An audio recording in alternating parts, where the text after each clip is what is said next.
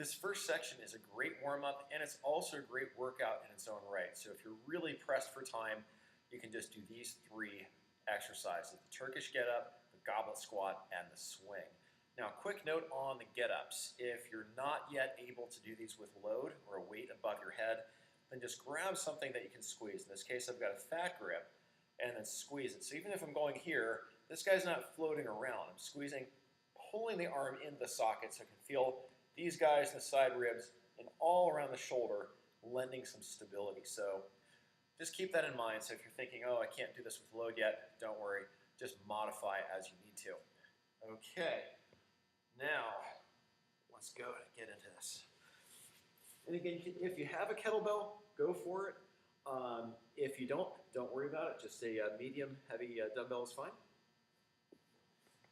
I'm going to do this on my left side, so I'm squeezing the handle, left heel pressing into the floor, right arm down, turn onto the right shoulder, up to the right forearm or the elbow, up to the right palm.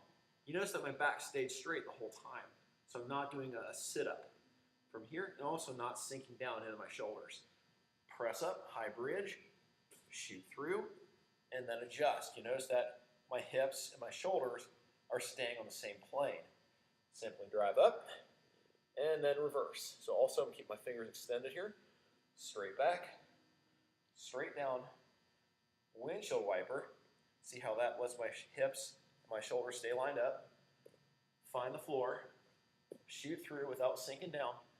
Hips drop down, elbow, shoulder, shoulder. If you're doing this as a warm-up, I'll usually do just 1 rep per side and then move on to the next one. Goblet squats. So right here, cradle this in the heels of your hands. I like to press my tongue to the roof of my mouth. That way my neck's not doing anything funny. And then go really deep. Really work the stretch down here and then bring it up. So you can see my back staying really straight. And then up, and just 1 more. And then up. And again, as a warm-up, I'm usually just doing 5 reps. And then finally, swings.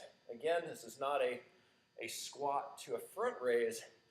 This is a hip hinge to right about here, so almost to a plank. So here. And a cool little thing I learned from Dan John is if you press the hands one on top of each other, lock the ribs down, butt tight, feel a lot of stuff working, and then simply slap the thighs, find that spot. So if you're learning the movement, walk through that first, right through there. And if you've been in class for a while, you should be ready to go. Cradle this again, butt tight, shoulders down. And again, I'm accelerating both back on the way up, and I'm finishing with the bell about chest or eye level. And again, as a warm-up, I'm usually doing about 10 to 15 reps. Run through that 3 times, and you should be ready to train.